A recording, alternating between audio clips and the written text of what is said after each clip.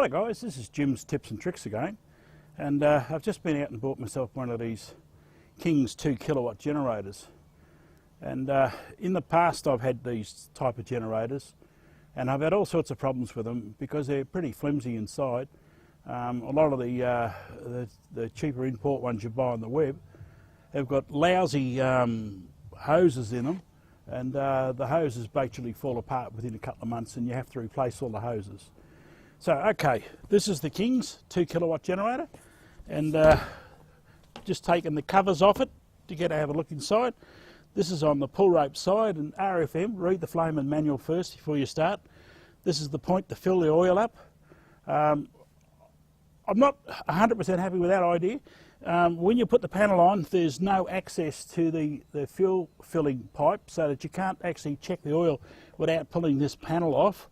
And the thing I can shitpick about the panel, and I mean shitpick, is that they use these black screws. Now, it might look very nice, yes, it looks nice and white and everything else, but you guys that know me, I don't care what it looks like, I care how practical it is. And I drop these screws on the ground like usual with old age fingers and so forth, and not the best as they used to be. And of course it took me 10 minutes to find the damn screws. Now, if you're out in the bush somewhere and you want to take the cover off and check your oil, you're going to have to be real careful with these screws. So what I will do before I put them back in again, I have that fluoro orange spray that you spray stuff with. And what I'll do is I'll spray the heads of the screws so that you can see the damn things if you drop them again. Okay, that's so far my only gripe with the unit. Now, the thing I really appreciate is the fact that they put a fuel filter in which is very easy accessible. You take the panel off, you can pull the fuel filter out and change it. A lot of these things over the years I've had them, you've had to literally strip the entire thing down to get the fuel filter out. The air filter's in here, which is fairly easy to get out. It's explanatory how to get it out and clean it and so forth. This is the fuel pump. That's the little pump. And I filled the tank up, and I don't know if you can see, but the fuel filter here is starting to fill with petrol. And of course it'll take me a while to do it because it's the first time it's ever been filled. Okay, there's the choke. There's the choke on, the choke off, which I think is a fairly good idea. You can get at it when the cover's on, so it's a good idea. The on and off switch is quite clearly marked. Yeah, so far I'm reasonably happy with it. Don't forget, when you fill them up, I filled the oil up first, and then something I learned a very long time ago with most new motors when you get them is fill the motor up, turn the motor over slowly with the rope, especially these little motors, turn them over slowly 2 or 3 turns, leave it sit there for 10 minutes, come back and check the oil. Because some of these motors, once you turn it over 2 or 3 strokes, a bit of oil disappears into the capillaries and so forth in the engine, and you don't have a full tank when you start running it, which is not a good thing for longevity on the units. So, okay, as you can see, there's the fuel tap there. You turn the fuel tap on, and you prime it a few times. You find that the little fuel filter here fills up with petrol.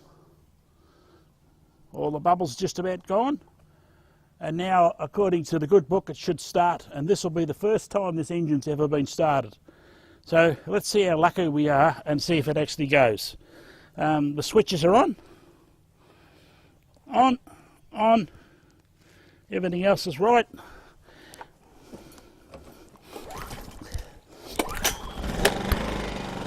Well, there you go, guys. I mean, I don't know how much you reckon about that, but that's a brand new generator. I've just put the petrol in it, and I've just pulled started, and the exhaust pipe's blowing out here, so it's not particularly the quietest place to sit. But so far I'm impressed. What I'll do is that I'll let it run for a while, and then I'll come back and do some voltage tests on it, on load and everything else.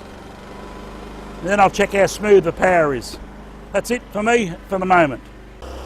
Okay guys, if you have a look now, The generator's running. I've got a voltmeter on the generator, which you can see quite well, and I've got a little heat shrink gun, which is virtually a blow gun to burn paint off, etc.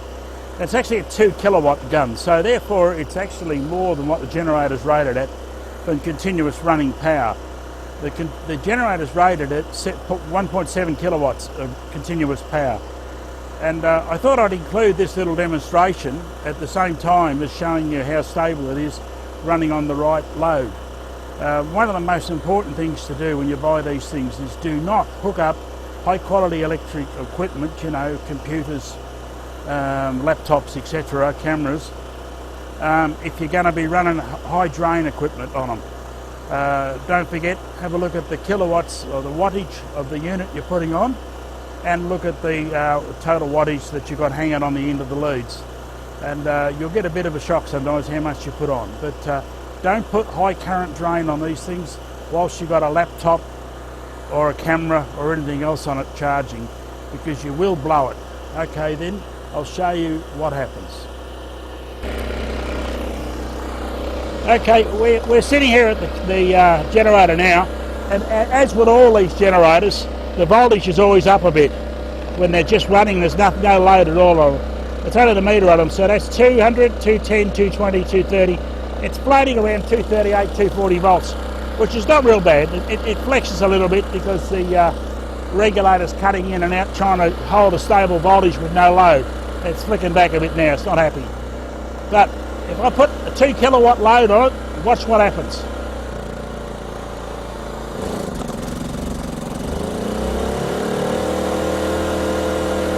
As you notice, it will carry the 2 kilowatts, but if you have a look at the voltage now, the voltage is extremely unstable. It's beginning to settle down.